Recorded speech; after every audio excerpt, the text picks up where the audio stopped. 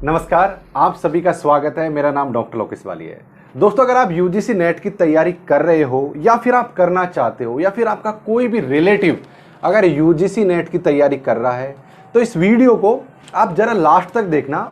इस वीडियो में सभी डिटेल ए से लेके जेड तक देने वाला हूं कि कौन कौन स्टूडेंट यूजीसी नेट की तैयारी कर सकता है, उसके लिए क्राइटेरिया क्या है, योग्यता क्या है, किस तरीके से पेपर लगते हैं, कौन सी लैंग्वेज में पेपर होते हैं और उसके सेंटर कहाँ कहाँ आते हैं और यूजीसी नेट पास करने के क्या फायदे हैं या फिर जेआरएफ करने के क्या फायदे हैं, तमाम जानकारी इस वीडियो में आपको मिलने वाली है। तो इस वीडियो में हमारे साथ बने रहिए, आपको सभी प्रकार की जानकारी यहाँ से प्राप्त हो जाएगी।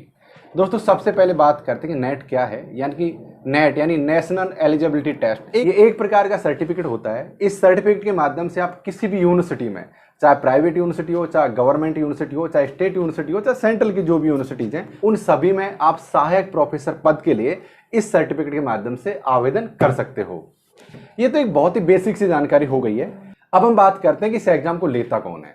दोस्तों, इस एग्जाम को एनटी यानी नेशनल टेस्टिंग एजेंसी नाम की एक बहुत बड़ी बॉडी है, वो इस एग्जाम को कंडक्ट कराता है।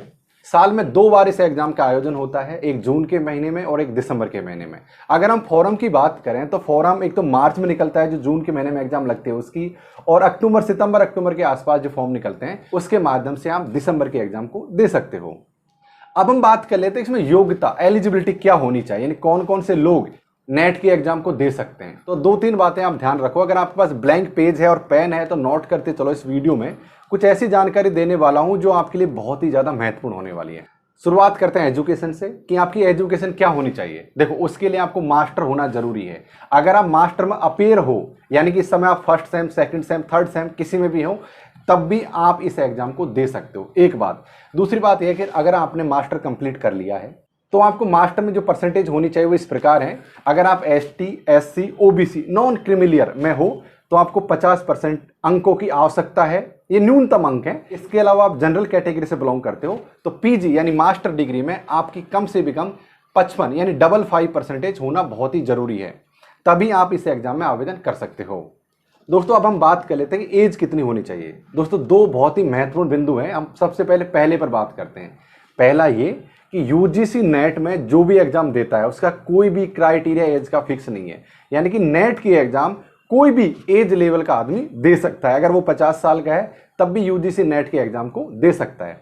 अब एक टर्म आता है जेआरएफ यानी जूनियर रिसर्च फेलोशिप। मैं आपको संक्षिप्त में यहां पर बताना चाहूंगा कि नेट और जेआरएफ की एक ही एग्जाम होती है, एक ही दिन होती है, एक ही पेपर आता है, एक ही समय होती है। लेकिन जिन लोगों की परसेंटेज ज्यादा होती है उनको जूनियर रिसर्च फेलोशिप का अलग से एक सर्टिफिकेट मिलता है। उनकी कट ऑफ नेट के मुकाबले ज्यादा होती है तो उनको जूनियर रिसर्च फेलोशिप यानी जेआरएफ का सर्टिफिकेट मिलता है। अब इसमें एज फैक्टर काम करता है। देखो, अगर आप ST, SC, OBC, non creamy layer हो या फिर किसी भी कैटेगरी की महिला हो, महिलाएं जरा ध्यान से सुने इस बात को। अगर आप किसी भी कैटेगरी की महिला हैं और आपको यहां पर दिख भी रहा होगा, अगर आप इन कैटेगरी से बिलोंग करते हो तो जो आपकी एज होनी चाहिए वो मैक्सिमम 35 होनी चाहिए। इसके अलावा आप सामान्य वर्ग यानी जनरल मेल हो तो आपको 30 यानी 30 साल के अंदर आपकी एज होनी चाहिए, तभी आप इस एग्जाम के लिए यानी जेआरएफ के लिए अप्लाई कर सकते हो। और नेट के लिए तो इस समय कोई क्राइटेरिया है ही नहीं वैसे तो, लेकिन आप जेआरएफ के लिए जो अप्लाई कर सकते हो वो 30 साल के अंदर ही कर सकते हो।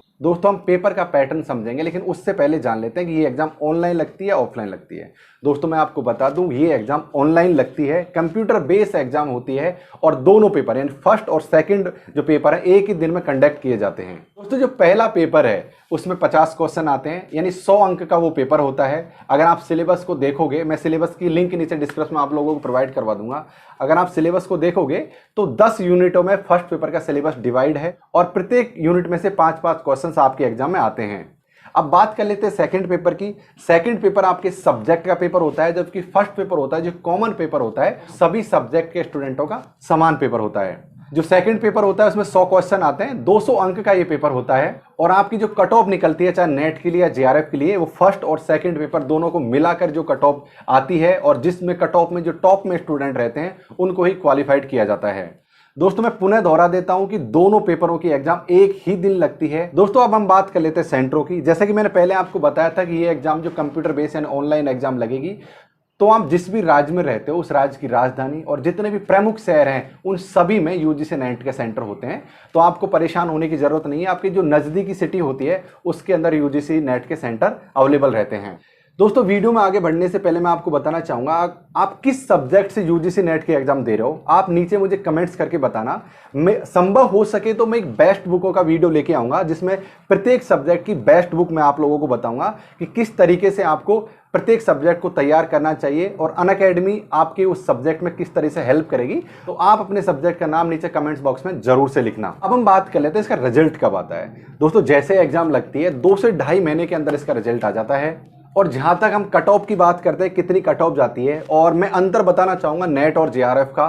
नेट की जैसे कि आप यहां पर देख पा रहे होंगे इस समय कि जो नेट और जेआरएफ में जो परसेंटेज का अंतर है वो लगभग 9 से 10% का अंतर होता है। यानी कि अगर 55% के आसपास, ये फिक्स नहीं होता, ये हमेशा बदलती रहती है, लेकिन एक आइडिया मैं आप लोगों को बता रहा हूं कि मान लो अगर 55 से 57 के बीच में अगर किसी सब्जेक्ट की नेट की परसेंटेज गई तो 65 या 66 के आसपास जो परसेंटेज जाएगी वो जेआरएफ की जाएगी। यानी 10% का एक आंकड़ा मान के चल सकते हो कि जो जेआरएफ की परसेंटेज होती है वो 10% ज्यादा होती है। दोस्तों, एक महत्वपूर्ण बात और बताना चाहूंगा कि जिस दिन ये वीडियो में बना रहा हूं उस दिन तक अभी तक इस एग्जाम में किसी प्रकार की कोई नेगेटिव मार्किंग नहीं है। आपको चिंता करने की कोई जरूरत नहीं है, आप जैसा चाहो उस तरीके से इस एग्जाम को हल कर सकते हो, इसमें नेगेटिव मार्किंग नहीं होती।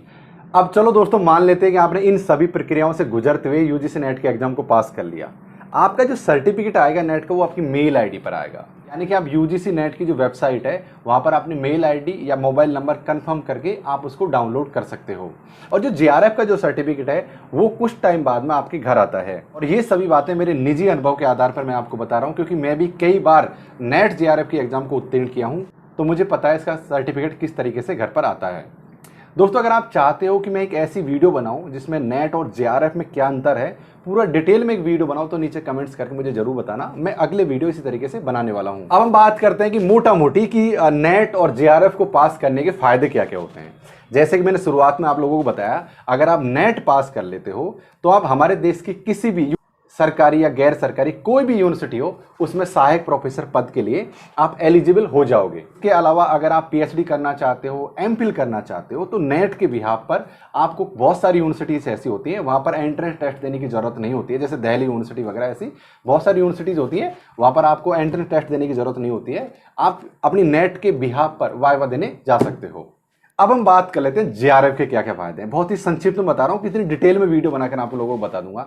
जो जेआरएफ के फायदे बहुत ज्यादा फायदे हैं दोस्तों। अगर आप जेआरएफ क्वालिफाइड कर लोगे तो जो नेट में जो फायदे मिले हैं, जो नेट में जो फायदे मिले वो तो आपको मिलेंगे ही मिलेंगे, लेकिन इसके अलावा अगर आप एमफिल या पीएचडी में किसी भी संस्था में एडमिशन लेते हो तो आपको लगभग 5 साल के अंदर, जब तक आप पीएचडी कंप्लीट करते हो, 25 से लेकर 27 लाख रुपए तक का अमाउंट मिल जाएगा आपको। 35,000 प्लस एचआरए कंटीजेंसी, मतलब मिला के तकरीबन 40,000 रुपए पर मंथ के आसपास फेलोशिप मिलती है, जिसमें एचआरए हो गया, कंटीजेंसी हो गई, काफ़ी चीज़ें मिलाकर मैं आपको चीज़ों को बता रहा हूँ। तो इतनी फेलोशिप आपको मिलती है, क्योंकि ये फेलोशिप मैंने पीएचडी करते हुए भी प्राप्त की है, तो इसलिए मुझे पता है इसके बारे में। तो मेरा सीधा कहने का मतलब है कि आप यूजीसी नेट की इस तरीके से तैयारी कीजिए ताकि आपका जेआरएफ क्वालिफाइड हो जाए। तो इसके लिए आप सटीक और घोड़ी वाली दृष्टि रखिए। आप इधर उधर भटकने के बजाय अगर आप अनअकैडमी को चुनोगे, यहाँ पर जो प्लस कोर्सेज हैं उनको चुनोगे, तो आपका समय बचेगा और आप सीधा और सटीक गाइडेंस के साथ आप एग्जाम को पास कर सकते हो। तो जेआरएफ के बहुत ज्यादा फायदे, और मेरा व्यक्तिगत मानना ऐसा है कि आपको जेआरएफ को फोकस करते हुए तैयारी करनी चाहिए, क्योंकि एक बार समय निकल जाता है ना, क्योंकि समय से बड़ा कीमती कुछ नहीं है। तो अपने समय को बचाओ और समय की अहमियत समझते हुए आप हमारे अनअकैडमी के प्लस कोर्सेज खरीद सकते हैं। उसमें आपको यूजीसी नेट के संपूर्ण सिलेबस को कवर करवाया जाता है बहुत ही विशेषज्ञ टीचरों के द्वारा, जिसके माध्यम से आप यूजीसी नेट के एग्जाम को बहुत ही आसानी से पास कर सकते हो। देखो, भटकने के लिए तो बहुत रास्ते हैं जीवन में, लेकिन आप सीधा चलिए और सटीक चलिए और अपनी मंजिल को प्राप्त कीजिए। बस मेरा सीधा कहने का मतलब ये है। उम्मीद है दोस्तों ये वीडियो पसंद आया होगा। किसी प्रकार के सवाल, सुझाव, शिकायत हो तो कमेंट्स हमें जरूर करके बताना। हमारी पूरी टीम है और इंक्लूड मी आपको जरूर से रिप्लाई करेंगे। इस वीडियो को देखने के लिए धन्यवाद। जल्द मिलता हूं अगले वीडियो में। शुक्रिया।